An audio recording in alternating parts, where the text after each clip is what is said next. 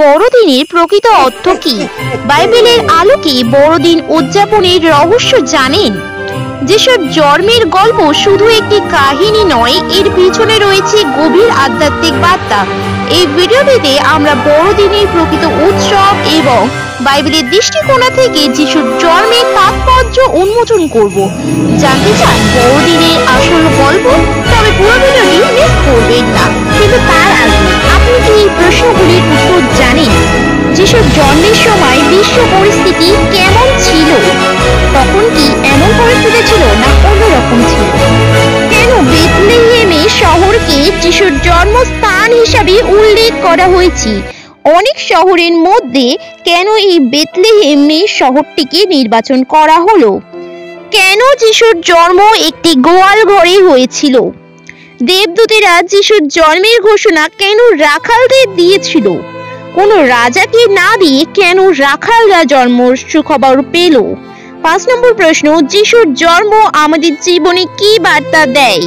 বড়দিনের আলোকে আমরা কিভাবে আমাদের জীবন পরিবর্তন করতে পারি? চলুন আজকে এই ভিডিওর মাধ্যমে এই সমস্ত প্রশ্নগুলির উত্তর ঝটপট জেনে নিই আমরা। আমাদের প্রথম প্রশ্ন ছিল যে যিশুর জন্মের সময় বিশ্ব পরিস্থিতি কেমন ছিল? যিশুর জন্মের সময়কার বিশ্ব পরিস্থিতি ছিল সামাজিক, রাজনৈতিক এবং ধর্মীয়ভাবে উত্তাল ও গুরুত্বপূর্ণ। এটি ছিল একটি সময় যখন বিভিন্ন সাম্রাজ্য, সংস্কৃতি এবং বিশ্ব একে অপরকে প্রভাবিত করছিল। সেই সমস্ত বিষয় নিয়ে আমরা দেখব আজকের এই ভিডিওটি। রোমান সাম্রাজ্যের আধিপত্য। যিশুর জন্মের সময় সমগ্র ভূমধ্যসাগরীয় অঞ্চল রোমান সাম্রাজ্যের অধীনে ছিল। সম্রাট অগাস্টাস ছিলেন রোমান সাম্রাজ্যের শাসক। তিনি প্রথম রোমান সাম্রাজ্য এবং শাসন ব্যবস্থা, স্থিতিশীলতা ও শান্তি প্রতিষ্ঠার জন্য বিখ্যাত। এই সময়কে প্যাক্স রোমাইন বলা হয়, যার অর্থ রোমান শান্তি। যদিও সাম্রাজ্যে শান্তি ছিল, তবুও কর আরোপ এবং সাময়িক শাসন সাধারণত মানুষের জন্য ভারসাম্যহীন জীবন সৃষ্টি করছিল। ইসরায়েলের অবস্থা।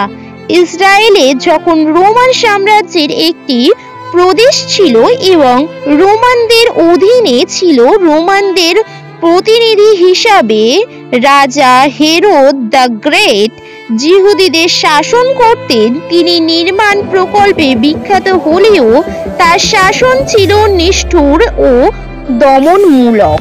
দেখুন, এই ভিডিওর মাধ্যমে আমি অত্যন্ত সহজ সরল ভাষায় প্রত্যেকটা জিনিসের ব্যাখ্যা দেওয়ার চেষ্টা করছি। কিন্তু যদিও আপনাদের কোনো বিষয়ে যদি বুঝতে অসুবিধা হয়ে থাকে, অবশ্যই কমেন্ট করুন, আমি সেই বিষয়টা বিস্তারিত ব্যাখ্যা করবার চেষ্টা করব।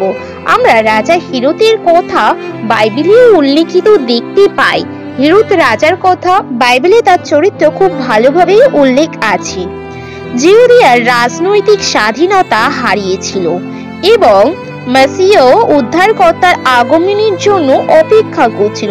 তারা অধীর আগ্রহী হেরোদের অত্যাচারে, যাকে রাজা হেরোদ দ্য গ্রেট যাকে বলা হয়, তার অত্যাচারে যখন অতিষ্ঠ হয়ে যখন মেসিহার জন্য বেথলেহেম অপেক্ষা করছিল। ধর্মীয় পরিস্থিতি। 3 নম্বর পয়েন্ট, জিহুদিয়ার ধর্ম ছিল ইসরায়েলের প্রধান ধর্ম।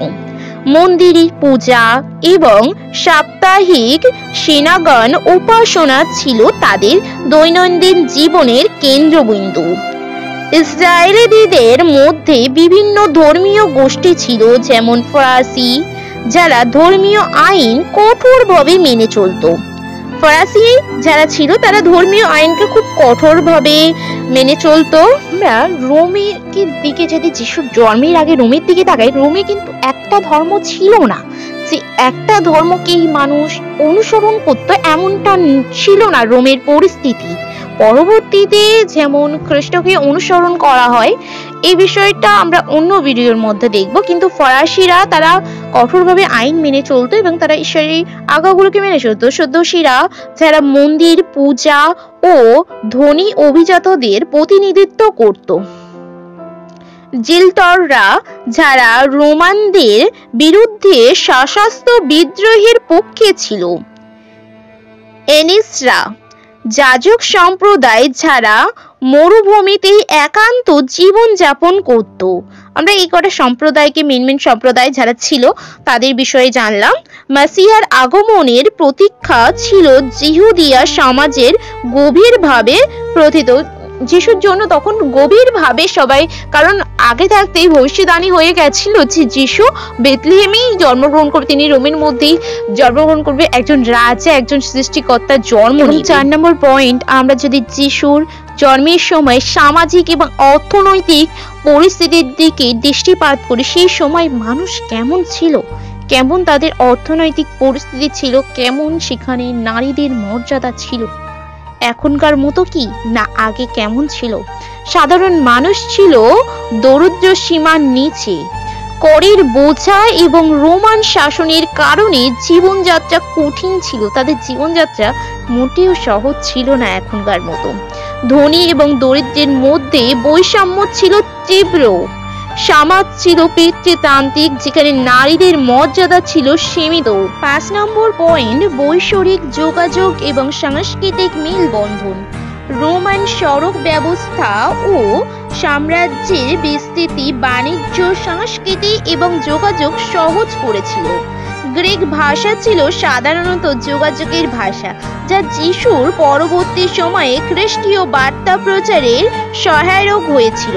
রোমান ও গ্রিক সংস্কৃতির সমাজ ও ধর্মীয় চর্চায় দেখা যেত। পয়েন্ট নম্বর 6, নক্ষত্রবিদ্যা এবং ভবিষ্যদ্বাণী। যিশুর জন্মের সময় পূর্ব থেকে আগত মাঘীরা বা জ্ঞানী পুরুষেরা একটি উজ্জ্বল নক্ষত্র দেখে যিশুর জন্মের ভবিষ্যদ্বাণী করেছিলেন। এই সময় বিশ্বের বিভিন্ন অঞ্চলে ভবিষ্যদ্বাণী এবং আধ্যাত্মিকতার প্রতি আগ্রহ ছিল। এখন যেমন ভবিষ্যদ্বাণীতে অতটাও মানুষ বিশ্বাস করে না, কিন্তু তখন ভবিষ্যদ্বাণী ছিল মূল ভিত্তি এবং ভবিষ্যদ্বাণীর সঙ্গে প্রচুর সম্পর্ক ছিল রোমের মানুষদের। পয়েন্ট নাম্বার 7, শাসনের অস্থিতিশীলতা এবং মুক্তির আশা। রোমান সাম্রাজ্যের কঠোর শাসন এবং ইসরায়েলের দমনমূলক পরিস্থিতি সাধারণ মানুষের মধ্যে মুক্তির আকাঙ্ক্ষা জেগিয়েছিল। জিহুদি জাতি মনে করত মেসিয়া আসবেন এবং তাদের শাসকদের হাত থেকে মুক্ত করবেন। যদি পুরো বিষয়টা আমরা এই 7টা পয়েন্টকে সংক্ষেপে একটু বিষয়টাকে দেখেছি, যিশুর সময় মূল পরিস্থিতিটা তখন কেমন ছিল। যিশুর জন্মের সময় পৃথিবী ছিল রাজনৈতিকভাবে রোমান শাসনের অধীন, সামাজিকভাবে বৈষম্যমূলক এবং ধর্মীয়ভাবে মেসিয়ার প্রত্যাশায় উত্তেজিত। এই পরিস্থিতি ঈশ্বরের পরিকল্পনার একটি অংশ হিসাবে যিশুর আবির্ভাবের জন্য প্রস্তুত ছিল। এখানে আমরা দেখতে পাই বাইবেলের প্রতিটা পদ এখানে পূর্ণতা পাচ্ছে। আমি জানি না আমার ভিডিওর মধ্যে কোনো বাইরে থেকে সাউন্ড এসছে কিনা, কারণ এখানে মাইকে খুব জোরে জোরে গান হচ্ছে, তারপরেও আমি ভিডিওটি রেকর্ড করলাম। আমরা একটা প্রশ্নের উত্তর নিয়ে কথা বললাম, তো আমরা 6টা ভিডিওর মাধ্যমে 6টা প্রশ্নের উত্তর নিয়ে কথা বলবো। অনেকদিন ধরেই আমার চ্যানেলে কোনো ভিডিও আসছে না, শর্ট বা লং কোনো ভিডিও আপলোড করা হচ্ছে না, কারণ আমি কিছু ব্যক্তিগত কাজে আমি ব্যস্ত ছিলাম, সেই কারণে আমি একটিও ভিডিও দিতে পারি, কিন্তু এবার থেকে হয়তো ভিডিওটা আসবে। আমরা প্রার্থনা করি। প্রভু, আমাদের জীবনকে আপনার আলোয় আলোকিত করুন, আমাদের পথ দেখান, আমাদের মনে শান্তি দিন এবং আপনার ভালোবাসার গভীরতা উপলব্ধি করতে সাহায্য করুন। আপনার জন্মের মাসে আপনাকে উপলব্ধি করতে আমাদেরকে সাহায্য করুন। আপনার আশার এই পৃথিবীতে মূল কারণ আমরা যেন বুঝতে পারি, আপনার প্রেমকে আমরা যেন আমাদের জীবনে উপলব্ধি করতে পারি। ये प्रार्थना हमारे प्यारे यीशु के नाम पर आमीन। যদি এই ভিডিওটি আপনাকে বড়দিন সম্পর্কে নতুন কিছু জানতে সাহায্য করে থাকে, তবে অবশ্যই লাইক দিন, শেয়ার করুন এবং সাবস্ক্রাইব করুন মাই উইন্টার ফ্যামিলি চ্যানেলে। পরবর্তী ভিডিওতে আমরা বড়দিনের অলৌকিক ঘটনাগুলি নিয়ে আলোচনা করব, মিস করবেন না। সবাইকে জয় যিশু, ভালো থাকুন, সুস্থ থাকুন, নিজের খেয়াল রাখুন। দেখা হচ্ছে পরবর্তী ভিডিওতে।